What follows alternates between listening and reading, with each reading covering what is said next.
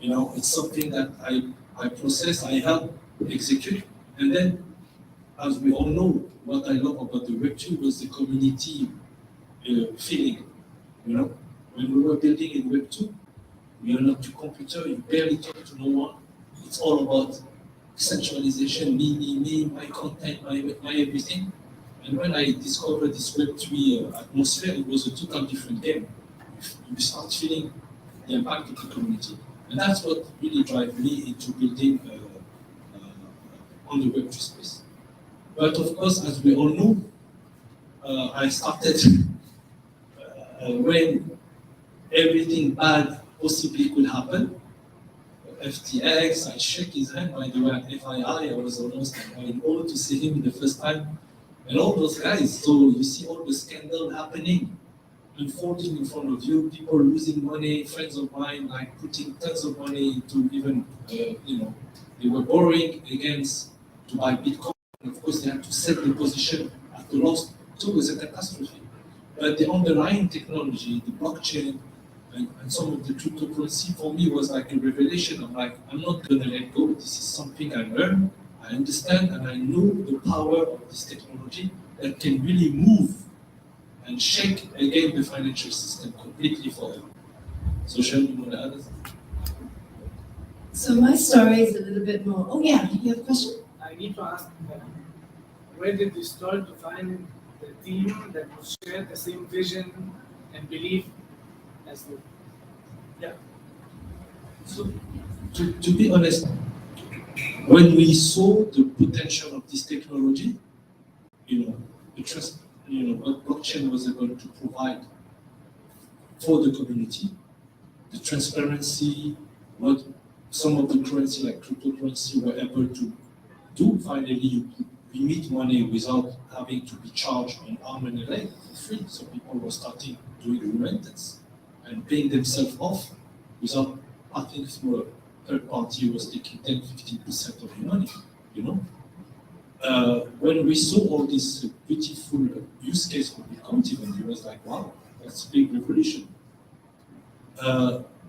We start working on the white paper and thinking about how we could make the best possible community-based insurance.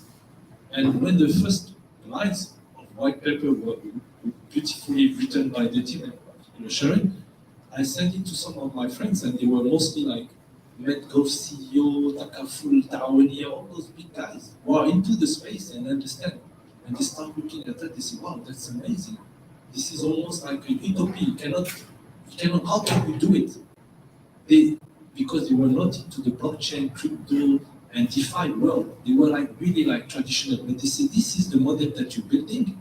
It's actually the pure Takaful model that we still strive to make happen. So it was the same way, the way I got talent, actually, it's the same way I attract investors.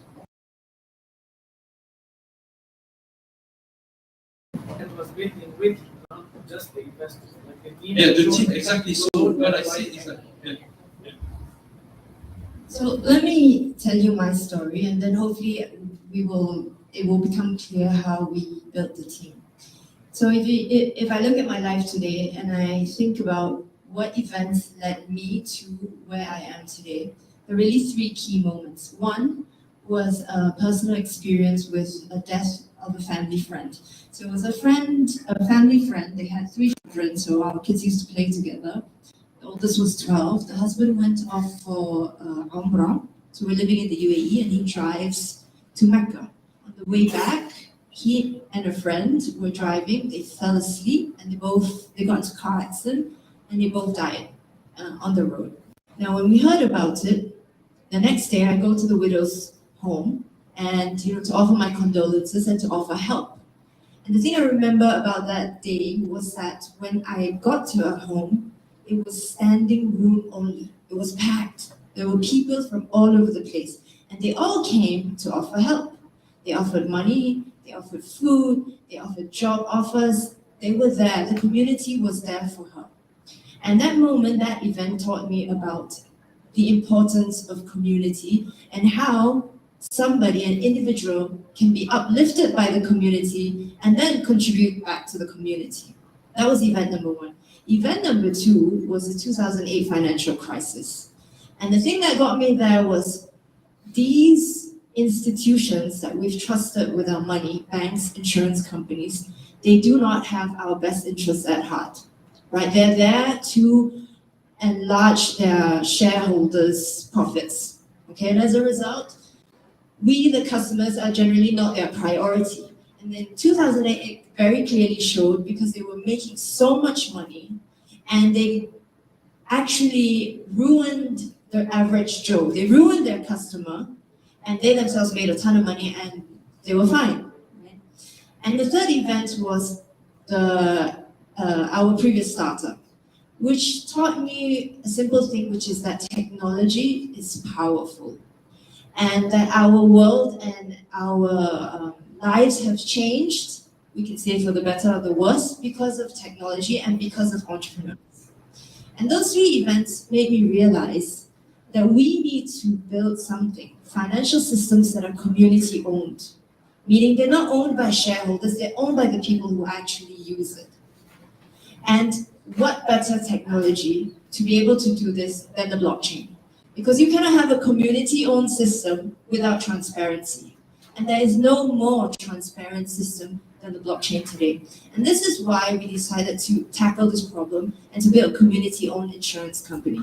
Now, to your point, which is also the point Morrad was making, how do you go about building a team?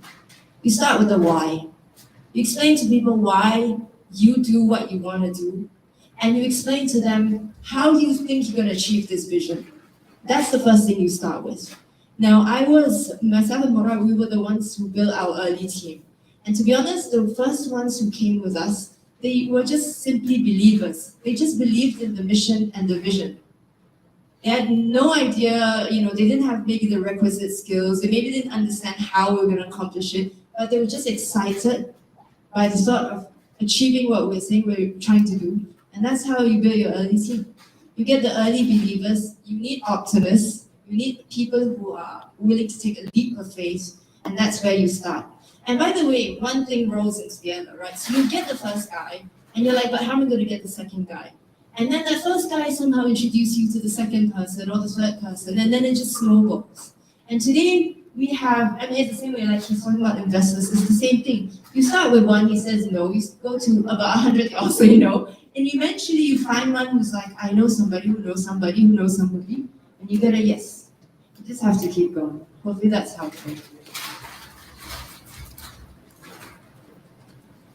So I'm not used to moderating. Are there any questions from the audiences? You asked about the story of leap competition and February, how you won the prize. So, alhamdulillah, I was, thank you. So this is the thing about startups, and if you guys are in the startup space, maybe this will be helpful for you. A lot of these conferences seem like a waste of time. Honestly, whenever I go to these conferences, or in the past, I always was like, it's kind of always the same people, and we always talk about the same thing. They kind of seem like a waste of time. But only if you're lazy about it. So if you really work hard, and I'm talking about work hard networking, then you're gonna get what you want out of these conferences. Now, LEAP is the perfect example, right? And by the way, competitions, again, they seem frivolous, but it actually hones your skills because it hones your pitching skills. If you can get on stage and you can pitch and you can clearly explain to people what you're doing in 90 seconds, which is I think what the pitch was, then you can do this with anybody, investors, customers, team. All right, so this is a very good, important skill to have. As far as LEAP, this is not my first time at the rodeo, so I've built previous startups before. And I've gone through many accelerators, many studios, many competitions, and I've lost and lost and lost. But as you lose, you learn and you learn and you learn, and eventually you figure out the thing that works for you. And I can tell you, again, you don't just go out on stage and then freestyle. You work at it. I spent maybe weeks practicing the pitch, memorizing. I'll do it twice a day in the shower, etc., to make sure that I was on mark, on point during the pitch. And then, of course, the most important part of the pitch is not the delivery, it's the Q&A. right? So you want to anticipate the questions that the judges are asking. So I know that was a long tangent. I hope that was helpful. Yeah, so it depends on also the stage you're in. So you want to go to competition or to start a conference when you're early in the game, you know. It's not always good to go when you already raise a significant amount of cash to go. So it was really timing again, you know. We just start raising our check. One of our investors say, why don't you go and invite it to this pitching competition? So we were at the stage where we could offer to go and pitch there, you know. So we had nothing to lose.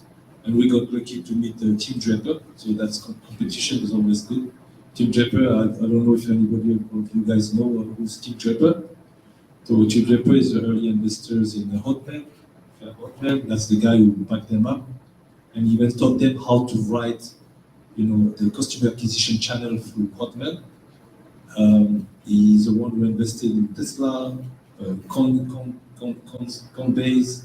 and all those successful startups, and also Baidu, I think, in the Google of China. So it was good to finally, when you pitch, he wanted to meet us, and then eventually invited us to Silicon Valley and close the check. I think I want to steer this conversation back to Web3. And I heard some people here talking about their experiences in Web3. And, you know, what was once utopic and then being burnt by it and then coming back to it. And I want to tell you what I believe about Web3 and why I have decided to devote my life to building in this space for the next 10, 15 years anyway.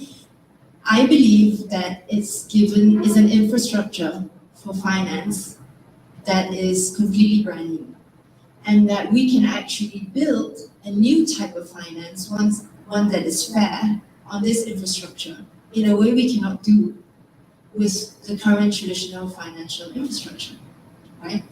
If you build anything in insurance today, all you're doing is helping an insurance company become more efficient. You're helping them do claims better, you're helping them do actuary work better. You can never go and challenge an insurance company. The reason you cannot is because you need the big banks to back you up, and they will never back you up because you're directly competing with them. And the other reason is because the regulations prevent you from actually building something as a startup. You need tons of money to even begin with. But in the blockchain, you can actually do this. With crypto, with the blockchain infrastructure, you can actually build something from scratch, a whole new paradigm, a way of thinking, and a way of doing things. Okay, I can see you guys are really bored now. So, do you have any questions? Yes? I have a question because I'm tech agnostic. I am the worst person in front of technology, but I've been working in technology for many years, okay? So part of what Dave was saying with disillusionment is how difficult it is for normal people, tech agnostic people, to get onto the blockchain and understand how it works and even buying cryptocurrency. So my question to you is, tell us more about Takado and how you're making it easier for people like me. I hope that I would be one.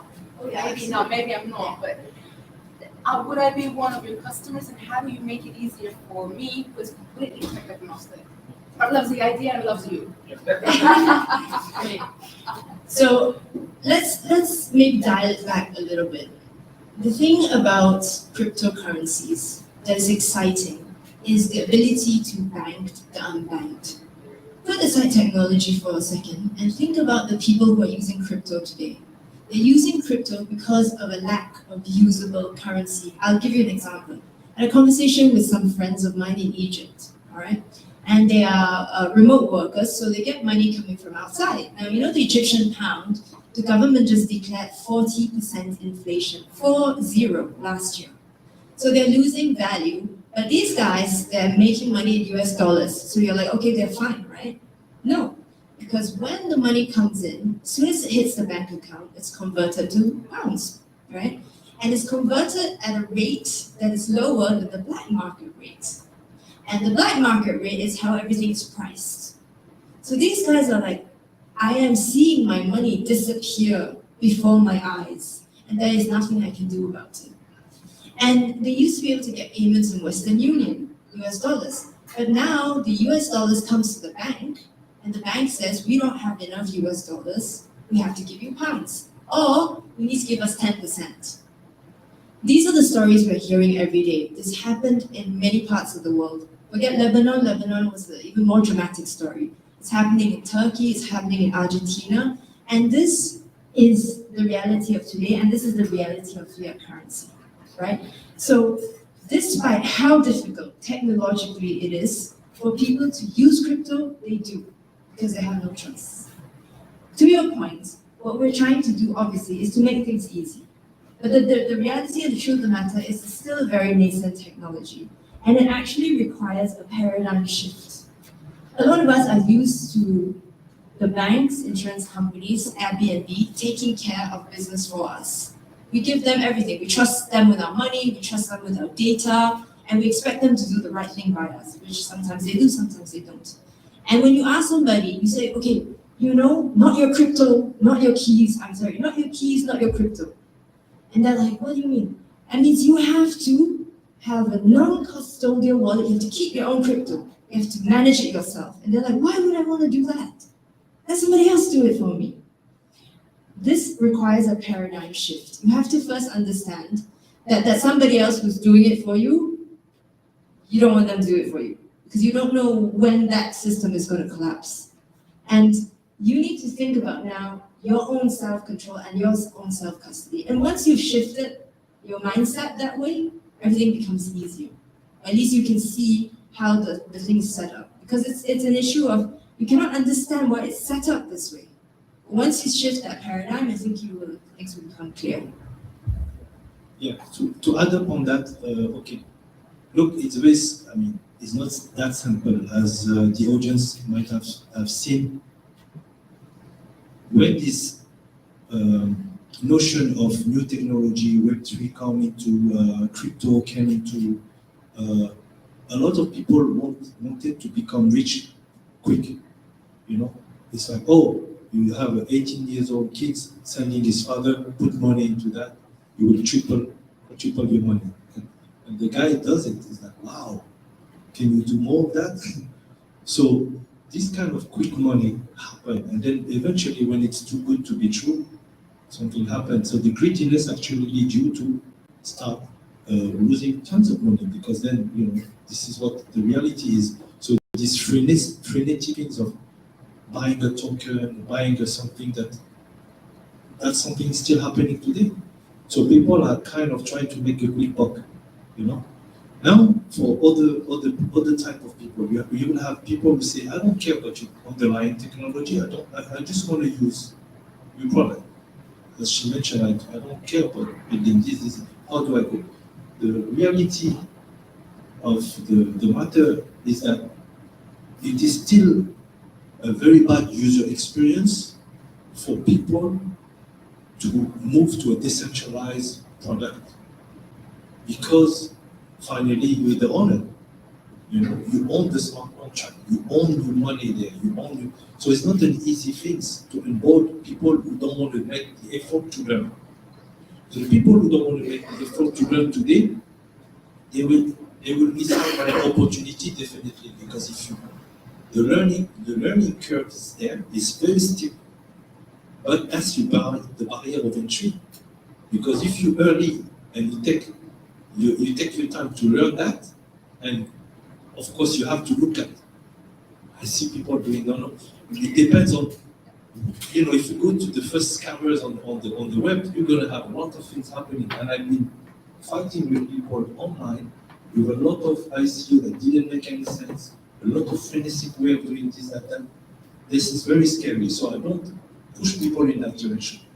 What I'm here to talk about is about use cases that make sense. It can't make sense.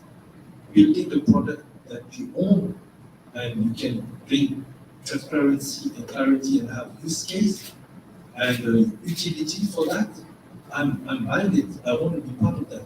Not in a token launch or something like that. I'll give you an example. We've been in business now 1.5 years. Okay?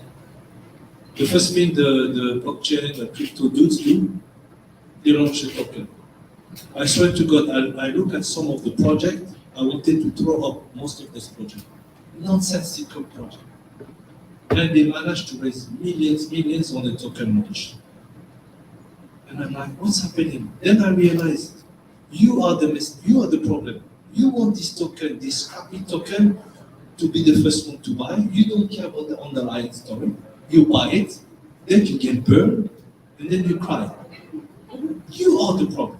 Not the dudes. Come on, do your due diligence. I don't know. I'm going to write you a check now. Like any of the VC. No DD. So when you see those projects, and I see your head like that, when you see those projects, you read them, and you know it's crap, but you have to buy the discount, isn't it? You buy it, and then they hold it, and they say, when we launch it to the exchange, oh, you double your money. You are the problem. Exactly. Not only even shit coin, but disgusting project. The guy is, I don't know, is making a soup in the desert, or anything. I saw all those things, crazy stuff. And I even went to the guys who launched the ICO, the IPO, even they tried to make it halal even. The guy was like, oh, I'm making a halal, like we due diligence on this kind. And I said, the product sucks. It doesn't care if it's halal or not halal. You give me like a Chevaux, like a small car or a Tesla, and buy the Tesla, not the two-wheel drive car that is all broken. And so this is, and then you see the projects, you're laughing, and it's online. You can see the project. And that was the issue, the frenetic way. So when we started, actually, I say I don't want to be part of that kind of crap, to be honest. I want to be surrounded by good founders that have good, they wake up in the morning to really do something great. And they don't want to rug pull, and they don't want to do A, B, C, D. So we start looking around among the Muslim community who were building some solid, good project. And they were like, fearing of higher power that make sure that there's nothing goes wrong.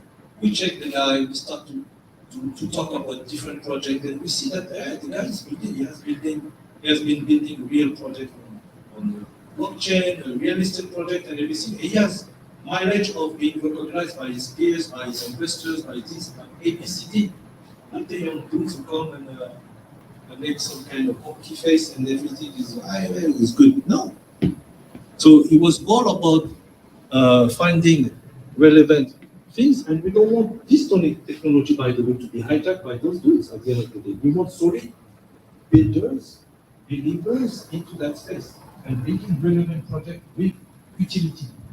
That's why we never launched a token. And some people, even a few weeks ago, they start like, Takada launched a token. I say, mashallah, they're making promotion for us. And my wife was speaking out, I said, let them. And free advertisement. And I said to the guys, Takada has no token. And I went to the chat, I said, I'm going to send you the Azerbaijan or Uzbekistan police because they're the only one who you can pay $10 and they will make a report and get you. The guy got afraid. You know? There was a Russian guy who told me, just tell them, we send them this Pakistan police, so they will freak out, they ran away. Because internationally, they're still a country, they can capture you at any airport. And that's it, the guy ran away. So the thing is this, you have to be careful. So what we want to do, to build a product that makes sense for the community, okay? The community come together has equity into the thing in different ways. It could be for a giveaway of an NFT, or now we just launched a peer-to-peer, like $250,000 fundraising as a crowdfunding. So it's with a partner called Wahed. Wahed has 500,000 users on the Islamic finance, and they have a huge community who wants to have an equity to the company. So we open to them an SPV where they can come as low as $500 or $1,000 and be part of that community. Okay?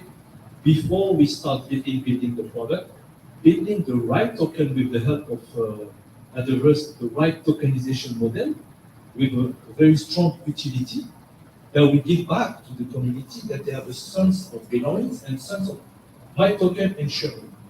So going back to Takada, when you get insured through the token as well. And then we control it in a certain way that is not frenetic. chat can go around the tokenization of this. Thank you.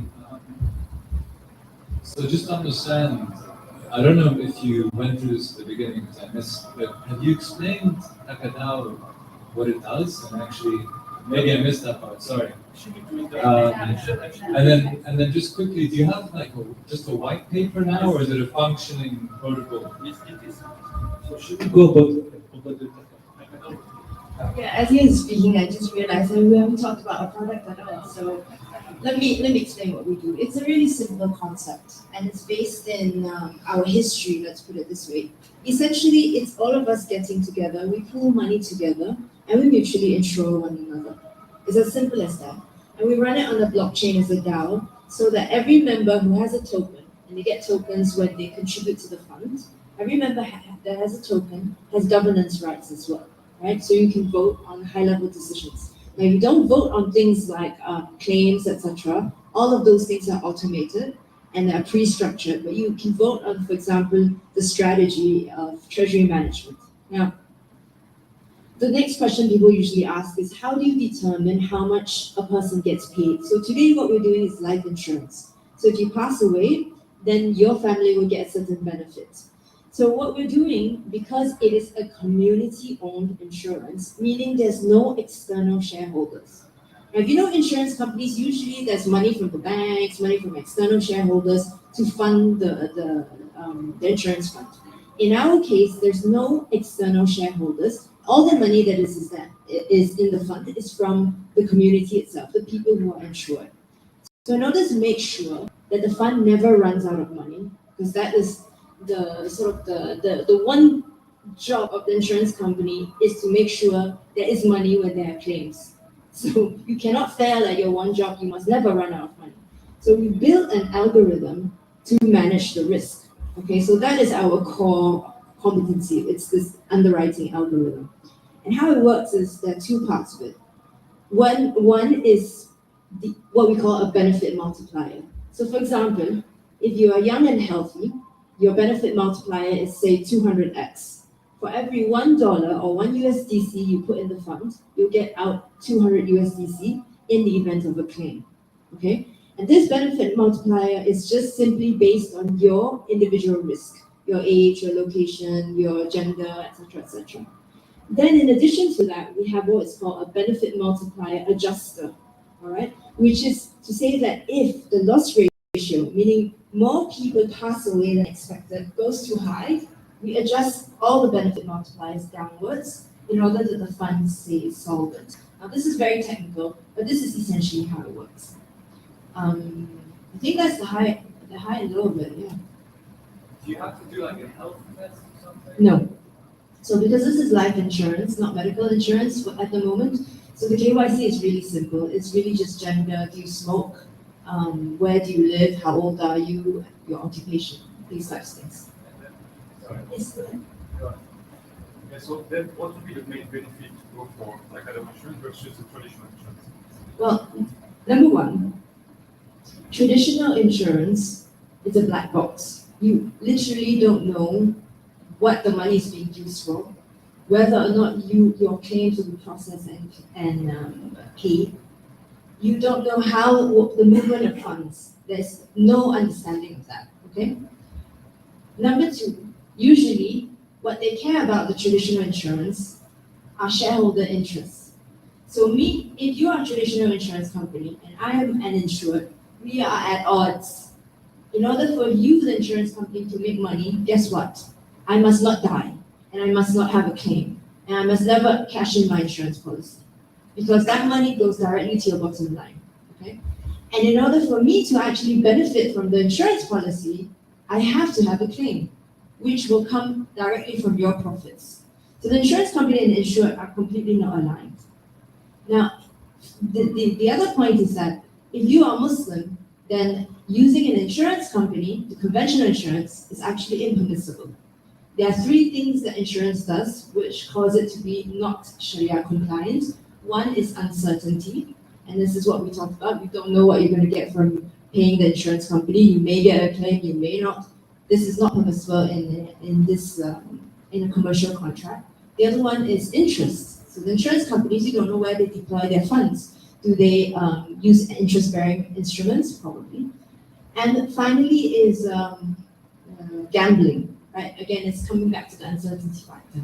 So what we're doing is without interest, and because it is set up as a contribution, as a pooled contribution, we don't have uncertainty and we don't have gambling, so it becomes Sharia compliant.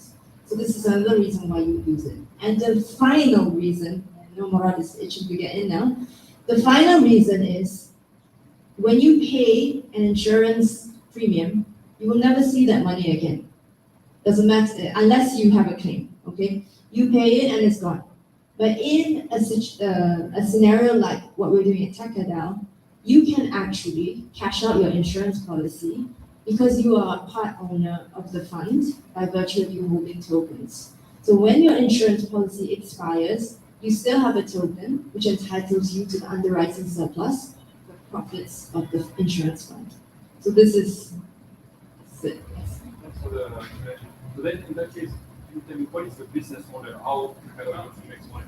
Yeah, this is the easy part. So we take a flat wakala fee or management fee on all the contributions. So coming in, for every $100, we take 20, and that's it. Does anyone think that's high? You take 20%? Yes. Be honest. No, because a lot of people are saying, oh, but that's really high. So then think about it. How much does the insurance company take from you? 100%. Yeah. They take it all. You don't get anything back.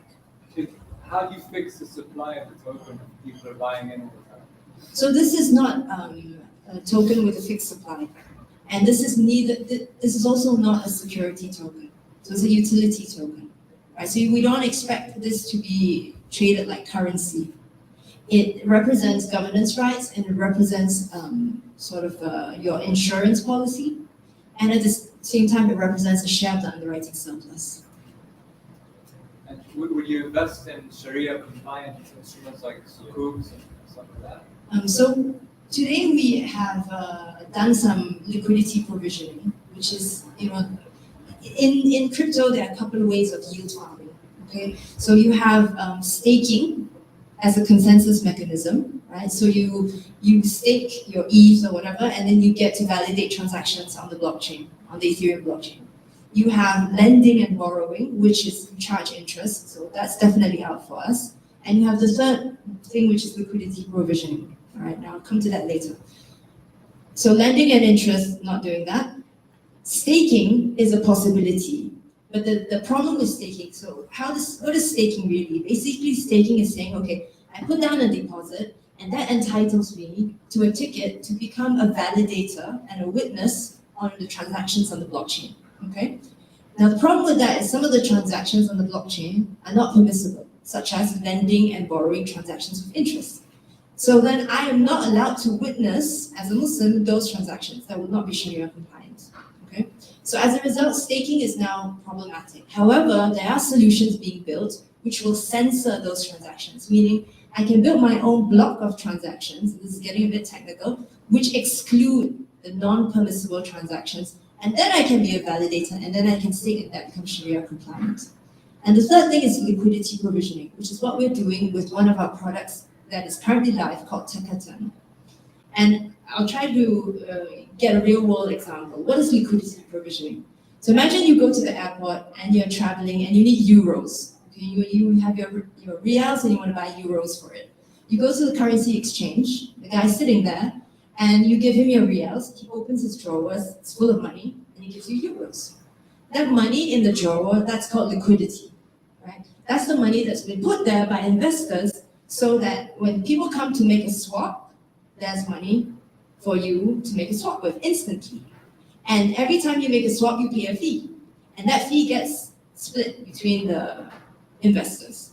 So we do this on the blockchain in the same way. You have a decentralized exchange, you have a token, which you deposit into a liquidity pool. Every time somebody makes a swap, you get a part of the fees. This is Sharia compliant. So most of the investment, as in the blockchain now, in crypto, there's a lot of things that are happening that a lot of Muslims are building into the Sharia compliance vehicle. So the liquidity provision, for example, is a partnership with a startup based in Singapore, and they just focus on that. And they used to actually do things that were not in line with the belief system, being part of big groups that went into the blockchain. And they decided to say, hey, I can do the same thing, but finally in a more ethical way. When we say Sharia compliance and stuff like that, I don't want to put aside non-Muslim. No, actually we're doing things that are more ethical, more double impact for the human being. And that's why it's more stable, more safe, and less. So we try to avoid, things that are not related to people who are maybe doing a node for pornographic stuff or weapons selling, whatever. We don't want to touch all this kind of things. We want to be with good project. But Sukuk, as you mentioned, very interesting. We completely defined. So most of the investment will be reinvested in decentralized project or even young projects that they have big potential. The Kenyan brothers try to build a, stable coin, for example, for Africa, for African nation. So it's always good to hear those type of projects that we want to support. And of course, less risky projects that are more stable on the blockchain. Eventually, Sukuk and all this financial Islamic finance product, when we become regulated in some market, okay, then we will be able to put maybe some of this money of the investment pool into regulated, I would say, quote unquote, project. Okay, like in Singapore, for example, they're starting to open up some regulatory framework for DeFi projects. Still far away, but it might happen in the next few years. Same for Indonesia, Pakistan. Okay, and to go back to the question of why is it so exciting or why we are better than other traditional insurance. I give you an example. I'm Muslim now, living in Riyadh. I want to take a full insurance. I can have it because I'm an Ikama. If I'm French now, I go back, I quit my job and I go back to France or UK. I cannot have the same Sharia compliance insurance. Only available in Saudi Arabia, Malaysia, and few GCC countries. So I would be without insurance. Okay? And then the going back, giving back to society again.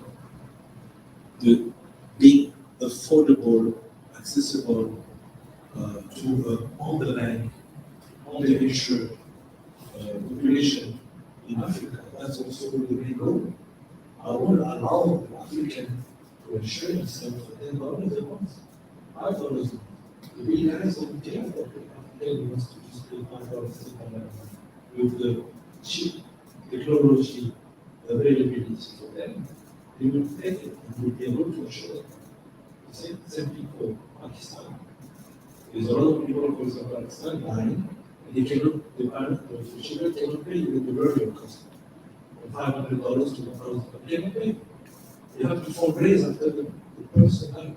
They will be able to provide micro insurance to the insurance. Can you talk about how the claim is processed and paid out? Yeah. So it's all managed by oracles. Okay, so we have human oracle and of course technology oracle. Let's say you will not transfer them with COVID happen. We will all digitalize the barcode and so you know the person is alive, dead. So those type of function, it's easy for us to define when the claims happen, which is the barcode, getting it from the system, and the smart contract will be automatically released. The money will be released automatically Will it be released as tokens, as coins, as dollars, to a bank account, to a wallet? How do we So this is a very good question, and this is something that we're still developing. Okay, the key focus in the claims process is that we remain decentralized. Now, this is very important for many reasons, regulatory reasons included. But the point is to not have a central point of failure. Okay, because if we are in charge of the claims process, then we become the central point of failure, right? So if I do the claims process wrong and deny your claim, then and it's I did it wrongly, then it's my fault. So having said that, we have to decentralize this as much as possible. So as Morrad was alluding to, number one is you use digitally verifiable means of authentication, right? So a death certificate with a registered government agency that is digitally verifiable. That's number one. Number two is you use now people from within the DAO, so they insure themselves in a zero knowledge way to verify each claim. So you split the documentation into multiple parts and you have different people verify each piece of documentation. Usually they're death certificates, these types of things, ID, KYC type of stuff. And then you have them all agree that this is a valid claim. So this is the second way that to decentralize claims management. Now, once this is done, then it's about where does the money get paid. Now, the money is tokens, right? So they're going to be stable coins that will get paid to a wallet address. However, we do not just send it blind. Because it's insurance, we need to know exactly who we're sending the money to. Because you cannot, let's say I cannot go and insure Shaquille O'Neal, right? It's not something you can do. So we have to KYC the beneficiary. And then the beneficiary gets to choose where the money gets distributed to. All of this is all automated in smart contracts. You're welcome. I think we are done for today. If anyone has any questions, please just feel free to come up and speak to us. So one of the things while we are launching the insurance now will be normally first quarter of January. Okay.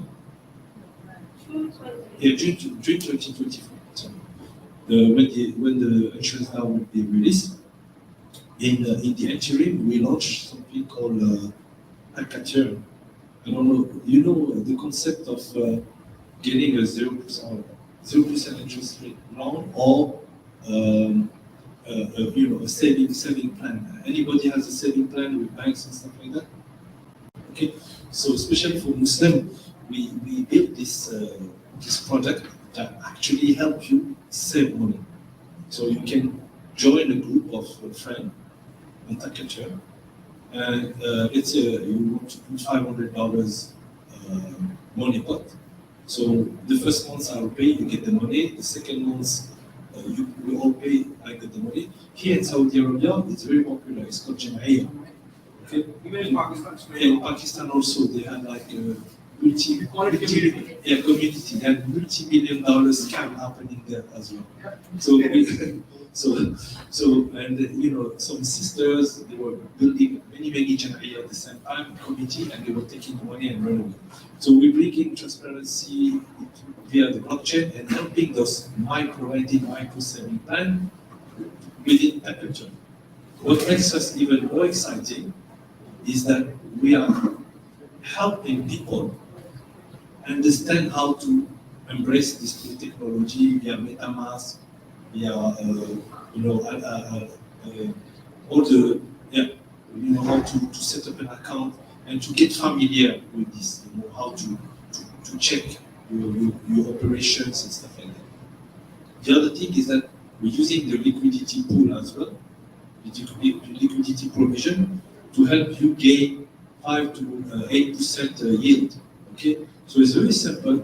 If you have no knowledge of crypto and you want to understand how these things works, turn to Takatur. You have a beautiful use case. You can start joining a small turn group, meet other users of the project, and I think many of them, Kiran used it, they loved it. He sent me 3-page to improve the project. Joseph, you did it also? Somebody. Yeah. So it's really good way, in a ludic way, and we're going to gamify it as well. Okay. Right now, to protect all the community, we have a collateral that you have to deposit. Okay. This is to protect the community. Eventually, now I have many friends that I trust. So I'm like, not all of them. Okay. But they're like, all right, can you get me the stable coin, can you USDC? And we're all having this crazy discussion because I'm talking about people my age, and I'm telling them about my project. And they're like, they want to learn. I'm like, when I used to have my marketplace and then you sell stuff, from your closet. You never did it. And now you're calling me at 2 o'clock in the morning to learn about USDC, crypto, and everything. What's happening to you? So it's very interesting to see that there's a big movement of people who are sick and tired of getting, not knowing what's happening. So this kind of product actually is an easier onboarding. It's going to be a lot of headache in understanding A, B, T, C. But then when you get through, you're like, oh, that's cool. Now I can send money to my friend. I can send this, I can send. So what I did as well is like I encourage my kids to do a saving. So in fact, them spending their money right and left. And I'm like giving them like, hey, $50 here, and they start paying in the saving plan. And they start looking at the yield generated. It's like, wow, I made some money. And then, hey, happy, Ethereum is going up. You know what I mean? It's so fun because you see up and down, of course, but don't risk all your saving. But it's interesting to see that people can interact with this product and eventually become part of the insurance tunnel. Yes. You have enticed me so much. So if I want to, I'm non-Muslim, can I be part? No, Can I? only for Muslims. I have to convert? Only for Muslims, we pray 5 times a day. That's a shame. We narrow it down. Now you're making this so And easy. only for Muslims, we 5 times a day. We live in Saudi Arabia. We have no one. So, no, it's, we are building, guys, we are building products that are universal. As a Muslim, we have to understand, we're not as different as the previous books. As Muslims, we believe in Torah, we believe in the Bible as well. So for us, if we deny any of those books, we cannot be Muslim. And if we deny any of the previous prophet, we cannot be Muslim. So we are the one who are stuck with everybody. Okay? So we have to believe in everybody, and we cannot respond. Even if somebody says something bad about Jesus, we will fight back to protect Jesus, or Abraham or Musa. That makes us, closing the loop. And when we build projects, actually, by default, humanitarian and embracing everybody. So I have a lot of Jewish friends asking me, we don't use interest as well. And I love what you're doing. And I want to be part of that.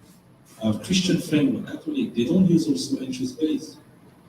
So the product we are building are really like cross-border, trying to help uplift humanity at large. So it's not really, so welcome. Thank you. And I'll give you feedback on the process, Yeah. the user journey. We'll be more than happy to help. Another question? So I will a bit join what Mrs. said earlier. A bit, a foreigner to all those technologies. Tried some very, very early experiences that went very bad, like you did describe earlier. And but then I had the user experience. So I went into the Takata website and I read it all and I went through all of it. And I got caught by this Takata because it's something I kind of knew in Morocco and in Africa. It's kind of common as well to do this pool each month. We put money and once get it every month. But then when I had to go to actually the first step of doing it, it was not so clear because you had to have a deposit and some crypto. And as a foreign to all this crypto world, I got kind of blocked and said, okay, fine, I will see more at the event and we will speak more about it and I will know more. But for someone that wouldn't have been to the event, would maybe be the last time and will just go away. Guys, it's really an opportunity. Like I say, this technology, imagine if I was like taking you back like 20 years back and say, hey, I'm building the internet. And we're the first one, to start thinking about it. By the way, when I was back in the US in 1995, those kids used to come and talk to me. I was working in a restaurant and they were like talking about crazy stuff. I'm like, what are they building? The next day I see them with a nice car, driving around and say, what did I miss? They were talking with investors, angel investors, helping them out build technology. And I saw these young Muslim brothers coming to the masjid, nice car. Where did you get the money? It's convertible. He said, I'm building this application. It was like the similar eBay, but it was for a second-hand part, like car parts. And he was acquired. Boom. So what I'm trying to share with you guys is like the technology, either you become a technologist and you want to build a company, or either you want to build and you want to kind of understand the landscape of what's happening with minimal risk. Okay, try to understand. If you're the first guys to understand this learning curve, like I say, the steep learning curve, you'll be ahead of the game. Because what's happening is super difficult to do. You know, trust me, we are like Web 2 builder. And when we went to the Web 3, it was a headache. And trust me, we want to have a product as super simple as possible, and yet we're facing problem. Why? Because technology is not yet available. So all these kind of MetaMask, they are off-ramping, on-ramping. There's like the brother here, Vincent, who will introduce himself actually and what he's doing. He's investing like 50 companies trying to solve all those headaches that you guys are facing.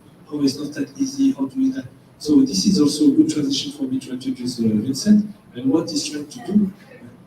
Please, can you tell us, come and speak to us later? Yeah, we will. We We learn, yeah. we will learn all your feedback. Yeah. So we have also. I am taking your number. Yes. You will take mine, and I will be your personal customer service. So we have also we have a Telegram group, we have a Discord group and stuff like that to help you out. And as we build, actually we're improving. Now you can, for example, use Alchemy Pay right away on our platform to buy USDC and to buy also Ethereum in order for you to directly go into the package without having to breach, Ethereum. So all these technical things, if you want to be something interesting when you talk to your friend at a party next time, get into that. It's something now, just joking, but it's really something that you want to be in. You don't want to miss out on those things. And then they eventually open up other things. Like I said, you can join a community group, you can join a startup, you can build a product. Everything has to be built, by the way, on blockchain. So this is also opportunity. Vincent, so I will make an introduction to Vincent. So Vincent will tell about the complexity of the Web3. It's not that easy, but inshallah, there's tons of companies that try to solve all this headache. Vincent. And that's more about this time. Thanks, Morrad. Good evening, everyone. My name is Vincent, and I'm the founding partner of Adaverse. So logo is here, like a small cartoon logo, right? So Adaverse started 2 years ago with a 100 million fund.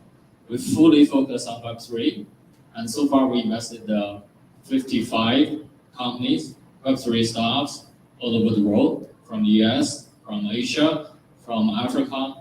And this year, actually this October, we started our company here in Riyadh, and we're very bullish about the future of the Middle East in Web3 and also Saudi, the whole ecosystem. Yeah.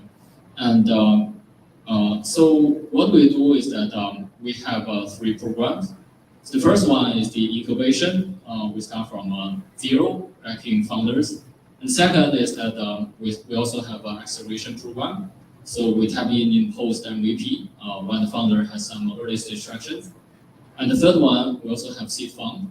So we make a boost when the founder needs to have more gunpowder. So this is the 3 things we have.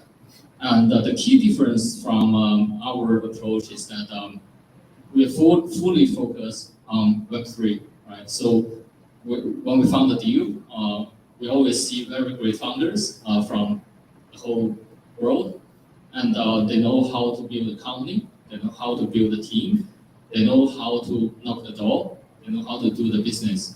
And but most of the founders, because Web3 is still very nascent, very new, right? And founders need the knowledge and all the equipment of Web3 and how to run a Web3 company, how to build a Web3 product strategy, and how to build a utility of tokens, right? And that is what we do after the investment. So with all the 3 programs, we focus heavily of giving all the needed knowledge of the founders in terms of tokenomics, blockchain development, community building, and listing advisory. So all these things are in our post-investment support. And so here in Saudi, I also see a lot of great founders, quite a lot. We have conversations already.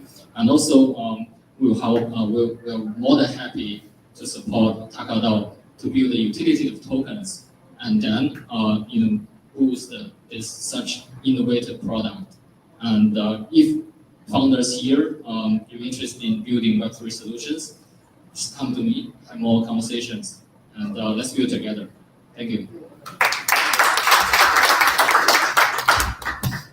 So, the whole thing about this meetup is to meet each other.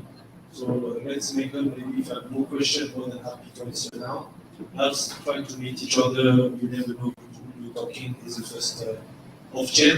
What we do is try to do is like to have an off-chain every maybe 30 days or 45 days, depending on the members, is to get to understand what's happening here on the ground here. With the earliest Saudi adopter, okay? So that's a big opportunity. It's really a blue ocean, to be honest, because the Saudi vision, it's really about blockchain, Web2 and everything. And I really talked with most of those guys at high level. Talking about Saudi vision, Yeah. as far as I am aware, Yeah. trading tokens in Saudi Arabia is not advised. It's illegal. Yeah. Yeah. So Wait, how are sorry, you sorry, going to sorry. be issuing a token? It's neither illegal nor I legal. will explain. It is illegal. It's not advised. It's Yeah. just not advised. It's not accepted. It's not advised. Yes. So how are you going to be launching a token from Saudi and talk me through that, please? So, why we in Saudi, first of all, the GCC, as you know, Dubai is really big on the token and crypto and everything. So we are Saudi-based company, blockchain company. I think there's two of them. Okay, got license. So we're a third technology company here in Saudi Arabia. So they look at us just as a technology-based company, not as a crypto token. Okay, but we also have a whole link in Singapore. Okay, so if we, let's say, issue token, we can base our global company out of Singapore. Okay. Now, what is really interesting to what you say, most of the friends I hang out with, even from the summer, from the MCIT, they all have crypto accounts. Yeah. They all like, what's the latest, and what this and that and that. They all. Yeah. Saudi population is the fastest growing population in terms of adoption to crypto. And we have 20% based out of chain links and stuff like that, 20% increase. I don't know the increase, but it is 20% of the total population in Saudi Arabia who have crypto or touch crypto themselves. How do you think they're buying the crypto? They have brain. It's very difficult. Very difficult, but they're very resourceful. Saudi. There's a lot of miners. Miners, yeah. Another thing was There's electricity. you know the miners. You know they have all these outside of Riyadh. They have those farms, big farms, and the electricity is cheap on the farms. And because they have space and everything, they take a container and they buy the tools and everything, and they mine. And then there's a lot of OTC trading, peer-to-peer trading. Exactly. Yeah. And they go to Dubai. Yeah, there is application called Rasid. Yes. So among them, it's crazy. Among them, they can peer-to-peer and everything. So the good news is what Mohammed bin Salman is a gamer. Yes. And you definitely at one point he has been using crypto, whatever, stuff like that. One of my investors is a grandson of the king. He's very bullish on the DAO, very bullish on blockchain, crypto, and everything. So, like I said, Can I just clarify the legality of this? Okay, so it's neither. And I'm sorry if you guys want to have some food, please don't mind us. But it's neither legal nor illegal. Meaning there are no books, there are no laws in the books to say either one. Yeah. And it is not legal tender. Meaning you cannot use cryptocurrency to buy something, right? You cannot use it as money. But any other types of tokens are actually fine, like utility tokens, NFTs. These tokens are all, there's no prohibition on it, right? It's only the tokens which are used as money that is still in the gray area. And I think the Saudi government is aggressively pushing to actually regulate. They haven't done it yet. They haven't said it's illegal, and they haven't said, well, we're going to regulate it. So it's still, it's in a gray area. Nobody knows. So, because if in some countries completely illegal, and if they catch you off-ramping, on-ramping, then they can stop that. When you see this adoption among the local, it means that it's okay. But like the local banks here block you if you try and send your money. It's all about So it's not easy to do it. It's not accepted. That's what I'm saying. Yeah, exactly. So what's happening is that the Saudi themselves they go. You open another bank account. No, the Saudi themselves. I was talking to those guys. They were doing mining. Any Saudis here? Yeah. So How do you get your crypto? Or maybe not. He will tell you. Between two Saudi Peer-to-peer. yes. But if you need to open a bank account in Bahrain, that's how you do it. Yes. If you open another bank account, then you can transfer from Saudi to Bahrain, and then Bahrain, Exactly. you can go into Rain. That's They it. hacking But it. it's an extra step. It's annoying. That's the way. That's how you take. When you have, like I said, area of entry. That's how you become rich. Okay. That's it. But the more the difficulty, the better the opportunity. Don't worry. I'm okay. Yeah. I don't have a problem. I just know that I know these problems exist. I give the gray area type of thing, gray turning to black even sometimes. The founder of Karim, Yes. invested, and backlist. One time I was with them in Dubai, and they were flying very early days. They were flying to Doha, and they were like going the line of the people. There was a line of customer flying, and they were like still. They didn't even raise money. They went to the line and said, "You're flying to Doha. Can you carry with me 3 phones?" They were giving phones, mobile phones, smartphone. Are you sure supposed to tell this story? Yeah, no, it's okay. And the guy was giving phone, and they were carrying themselves 5 mobile phones, and they were giving to each other. Hey, can you carry this? And I need to pass it. Take them. So they give them phones. When they arrived in Doha, they had like 20 phones together. Okay. And I was like, why you were doing that? He said, well, Karim was illegal in Qatar. So nobody, all those Pakistani drivers, they were having like regular phone, like the Nokia phone. They were making smartphone with the application and onboarding the Karim driver and giving them, say, use this, you can have customer. So do I drive receive just the customer come to you? They were illegal for 1 year like that. Giving fake phone, their real phone, so that's how they enter. At one point, the Qatari authorities like, everybody's using this application, they started telling them, come here, we need to regulate you. We need to many of you. So he was completely great, but he was not blocked. The same thing happened here, it's like the gray area. This is not financial advice. No, some Saudi, like I was saying, they do crypto mining, and they have this cash coming in because you cannot keep this crypto mining. They are like the coin is devaluating on a daily basis, but they are mining very low class people, and they cash out right away. So the same thing, they find somebody and they ask the foreign guy, send me the money to Saudi bank. But they are Saudi, they go to the bank, say, what is this? Say, okay. There's always a way. Exactly. So the guy say, okay, but don't open. Good to know. Yeah. Thank you. Thank you very much. Go enjoy food and please talk. Please, guys, it's very important. If you really want those events, to be honest, I swear to God, I don't want physical events. I thought physical is good to see people. But if you feel it's beneficial, join the group, read another thread, start talking. Thank you so much.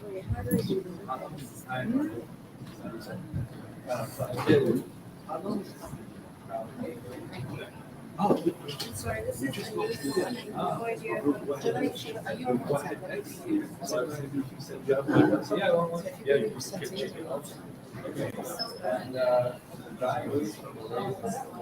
How different is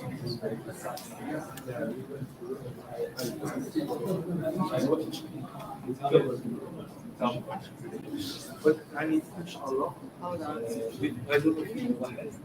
Yeah. Those guys are actually rock bars in the first year.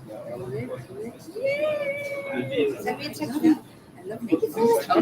Honestly, and it's such a I am technically agnostic. My husband and I, who is the person who was